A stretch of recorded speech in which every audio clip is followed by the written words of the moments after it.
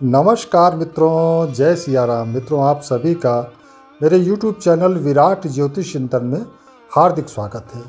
मित्रों, कल हमने चर्चा शुरू की थी कि कुंडली को कैसे देखना चाहिए, कुंडली में क्या देखें और कुंडली को कैसे देखें। मित्रों, कल आपको कुंडली के विषय में बताया था कि ये क्या होती है, और इसके साथ साथ मैंने भाव और राशि की भी चर्चा की थी, नवग्रहों की भी आपसे चर्चा की थी। मैंने आपको लग्न के विषय में और जन्म राशि के विषय में भी बतलाया था। आशा है मेरी बातों को आपने समझने का प्रयास किया होगा। आज के इस वीडियो में कुछ और जानकारी देने का प्रयास करूंगा। मित्रों, जो मैंने कल आपको एग्जाम्पल चार्ट्स दिखलाए थे वह उत्तर भारतीय स्टाइल में हैं। दो स्टाइल होती है, नॉर्थ इंडियन स्टाइल और साउथ इंडियन स्टाइल। तो जो नॉर्थ इंडियन स्टाइल होती है वह ज़्यादा प्रचलित है, इसलिए मैंने उसी में आपको बताया था। आशा है आपको मेरी बातें समझ में आई होंगी।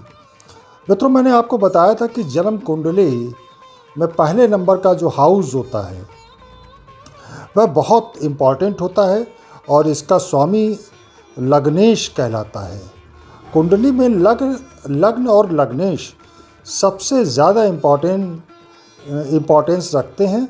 इनकी सबसे ज़्यादा इम्पॉर्टेंस होती है। किसी कुंडली की सबसे पहले आप लग्न को देखें और उस लग्न पर शुभाशुभ दृष्टियों को देखें। उसके बाद तुरंत आप लग्नेश को देखें, क्योंकि कुंडली में लग्नेश जिस भी भाव में जाता है तो वह बहुत महत्वपूर्ण बात होती है। यदि आप इन दोनों की ही अच्छी तरीके से स्टडी कर लें तो काफ़ी कुछ आप बता सकते हैं किसी भी जातक के विषय में। मित्रों, प्रत्येक राशि की लग्न की विशेषताएं अलग अलग होती हैं।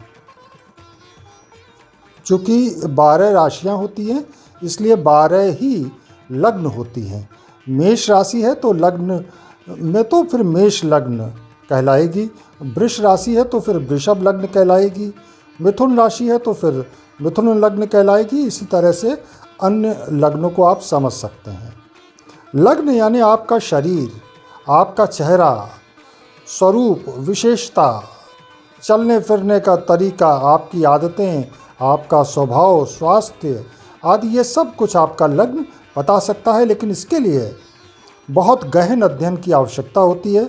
इसी तरह लग्न का स्वामी यानी लग्नेश कुंडली में किस भाव में गया है, ये बहुत ही महत्वपूर्ण विषय है। लग्नेश लग्न में है तो उसका प्रभाव या फल अलग होगा। लग्नेश सेकंड हाउस में है तो उसका प्रभाव अलग होगा। लग्नेश 6th हाउस में, 7th हाउस में, 8th, 9th या 12th हाउस में है तो फिर ये सब अलग अलग प्रभाव इसके होंगे। कुंडली में लग्नेश की स्थिति बहुत महत्व रखती है। लग्न लग्नेश को जानने के बाद ये देखें कि लग्न में कोई प्लैनेट तो नहीं है, और प्लैनेट अगर है तो फिर वह किस प्रकृति का है, शुभ है या अशुभ है, पापक है, वह कारक है या अकारक है।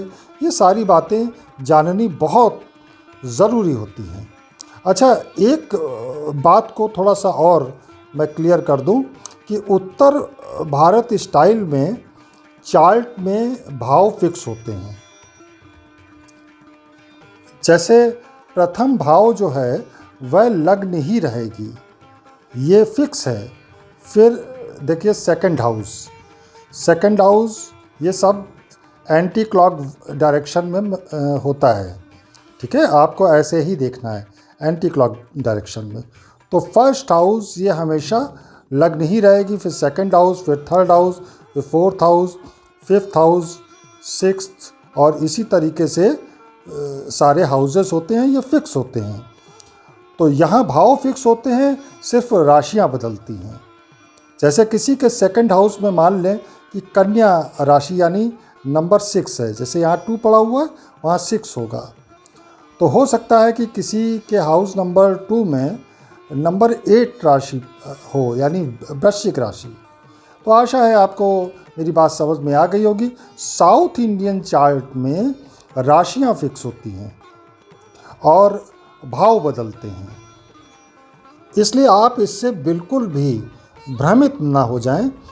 जैसे मान लीजिए पंचम भाव को में यदि नंबर 7 पड़ा हुआ है तो आप इसे 7th हाउस मत कह दें, बल्कि वह हाउस नंबर 5 ही रहेगा, 5th हाउस ही रहेगा, हमेशा रहेगा।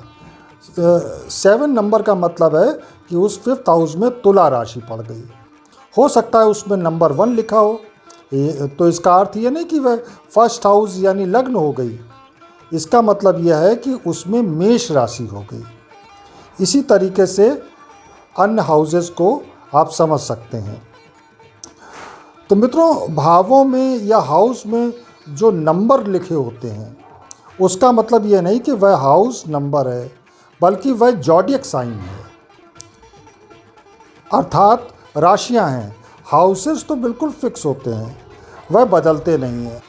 तो इस तरह आप किसी भी चार्ट को देखें, यदि कोई पूछता है, जैसे मैं ही आपसे पूछता हूं कि आपका लग्न क्या है, तो आप तुरंत फर्स्ट हाउस में लिखे नंबर को देखिए।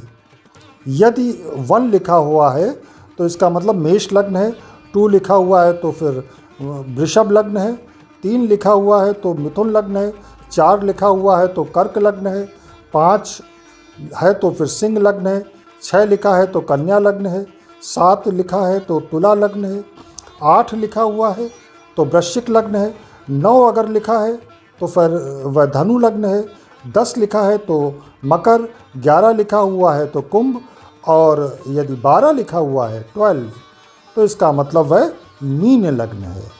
तो इस तरह से आपको बात मेरी समझ में आ गई होगी। और इस लग्न का स्वामी कुंडली में किसी भी हाउस में हो, किसी भी हाउस में, तो वह लग्नेश ही कहलाएगा। कल के वीडियो में अपनी बात मैं जारी रखूँगा, और कल पार्ट 3 वीडियो बेहद महत्वपूर्ण होगा। इस टॉपिक पर अंतिम वीडियो होगा, इसे आप देखना कतई न भूलें। कल बहुत महत्वपूर्ण बातें मैं कहूँगा। तब तक आप सभी को जय जय सिया राम, नमस्कार।